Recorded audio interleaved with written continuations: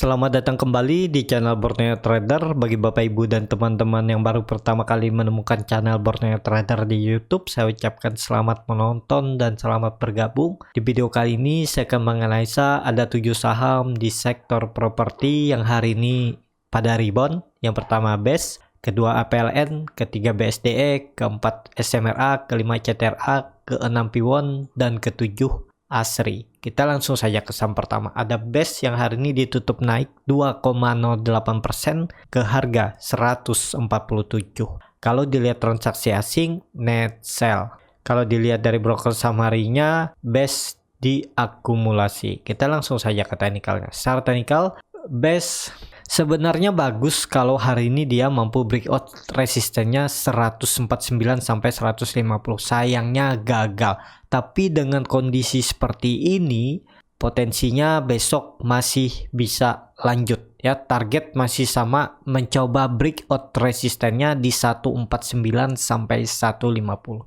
Kalau terkonfirmasi breakout, terindikasi BES akan membentuk double bottom. Neckline-nya ada di 149 150 dan targetnya 156 sampai 160. Jadi seperti itu untuk BES. Jadi yang punya dari bawah tetap hold aja BES ini ya, karena masih ke atas. Tapi besok bisa pasang trailing stop kalau misalnya BES mampu kembali breakout 149, biar jaga-jaga kalau ternyata BES berbalik ke arah, bisa ke trigger trailing stopnya dan profitnya bisa diselamatkan ya. Karena kalau sekali lagi BES saat breakout dan tetap tutup di bawah 149, di bawah resistennya, ya peluangnya bisa aja itu cuman rebound biasa, setelah itu akan koreksi lagi. Tapi kalau dilihat dengan volume yang signifikan hari ini, ya sepertinya besok tetap lanjut.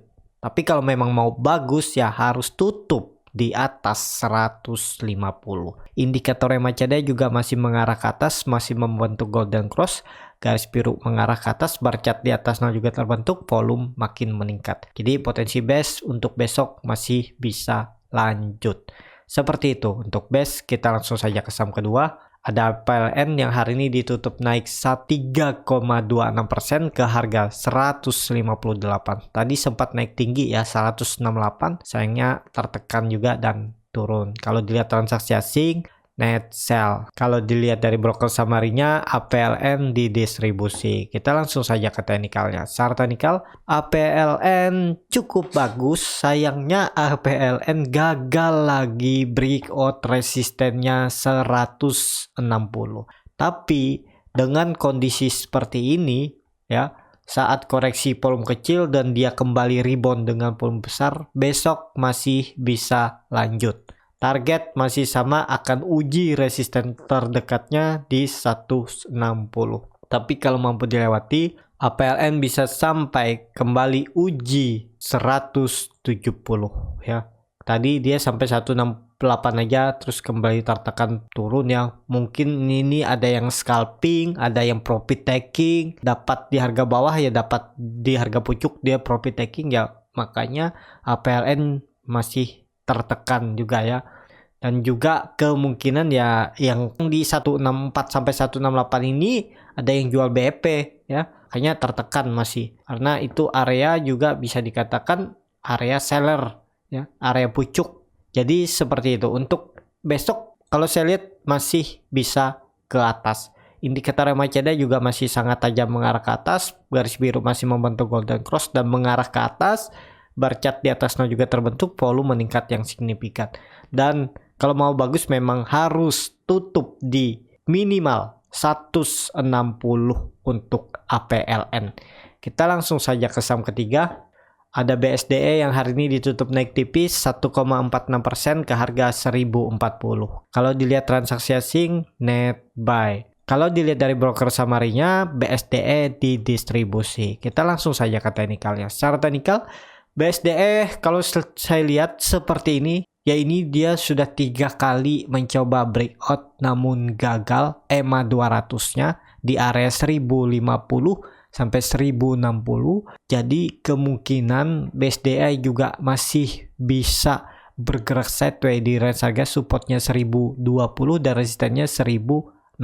Tapi misalnya besok nggak rebound Iya, kalau mau memang harus tutup di atas EMA 200-nya, dan kalau mau bagus tutup di 1080 itu bagus. Tapi kalau besok ternyata dia koreksi, apalagi tutupnya di bawah 1020, potensi arah kalau dilihat histori sebelumnya BSDE bisa sampai 900 sampai 920. Jadi ke situ arah BSDE. Tapi memang ada support minor di 1000. Nah, ini juga bisa dipertahankan. Nah, kemungkinan seperti ini juga pergerakan BSDE bergerak di range sideway-nya, resistannya 1060 sampai 1050 dan supportnya 1000 pas.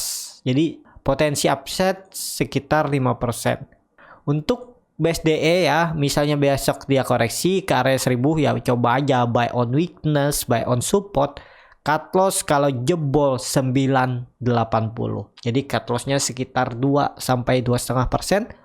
Dan target profitnya 1050, sekitar 5%. Nah, risk rewardnya masuk 1:2 untuk BSDE. Sabar, tunggu dia koreksi kalau ternyata gagal breakout. Tapi kalau ternyata dia breakout minggu ini dan tutup minimal bisa di 1080, ya arahnya akan ke atas. Jadi seperti itu untuk BSDE. Kalau dilihat dengan indikator MACD yang masih mengarah ke bawah, garis biru juga jaraknya cukup lebar dengan garis merah dan membentuk dead cross, bar chart di bawah 0 juga makin dalam. Ya lihat besok lah, kalau besoknya tutup di atas 1060 ya bagus untuk BSDE. Jadi seperti itu untuk BSDE. Kita langsung saja ke saham keempat, ada SMRA yang hari ini ditutup terkoreksi 1,16% ke harga 845. Kalau dilihat transaksi asing, net sell.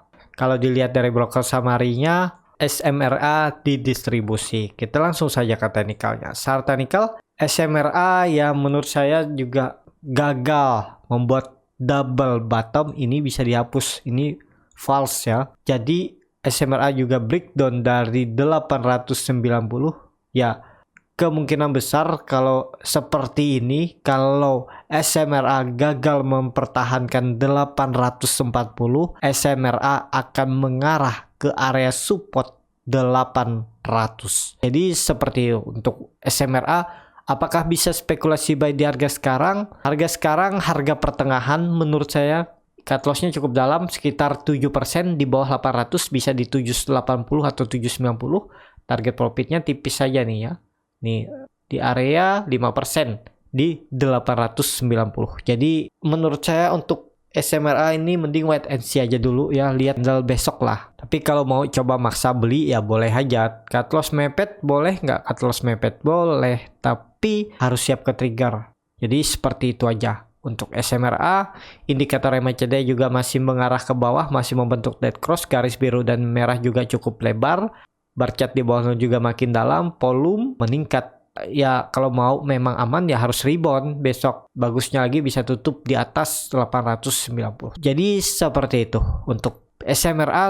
Kalau saya lihat ya masih bisa turun ya, bisa sampai 880.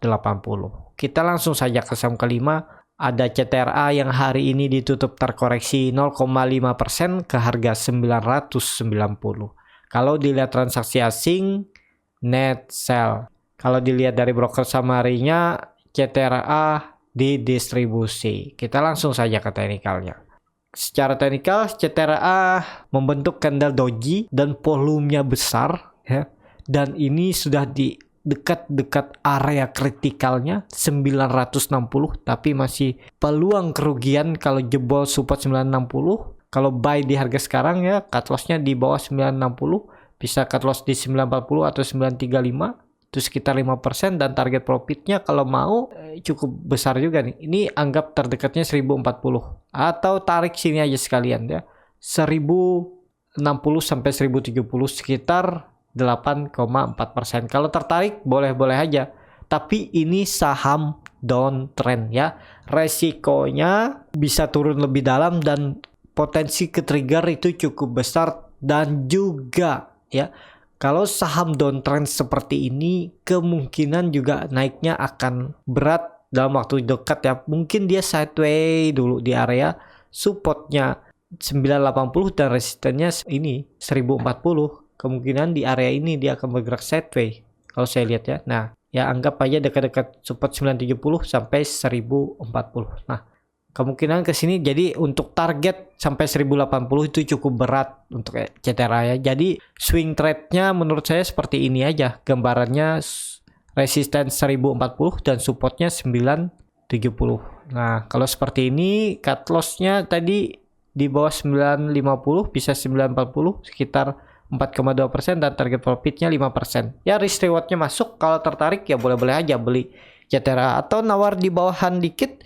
Misalnya besok CTRA ini koreksi ke 980 atau 975 baru buy di bawah, jadi cut loss-nya lebih kecil dan target profitnya lebih besar. Tapi ingat ini saham downtrend, harus disiplin cut loss karena kalau nggak cut loss bisa dibawa turun lebih dalam. Seperti itu untuk CTRA.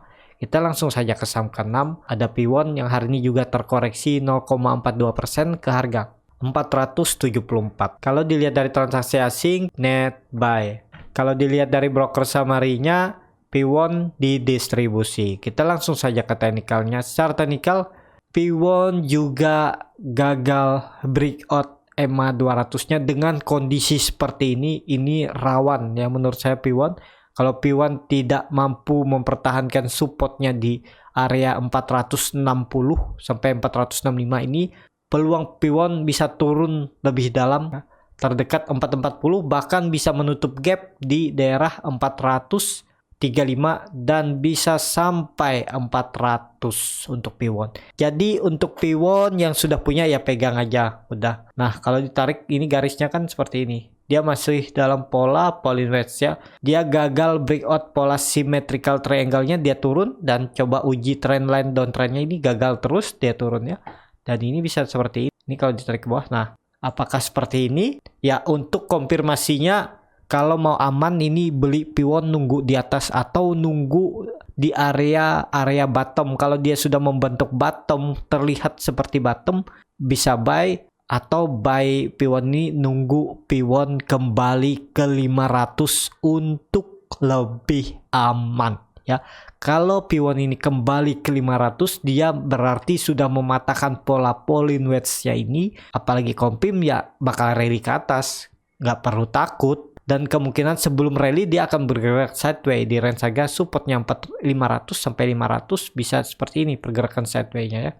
Terdekatnya 520 ya, sekitar 4% lah pergerakannya. Cukup bagus kalau saya lihat untuk swing trade ya, dapat 3 sampai 3,5%.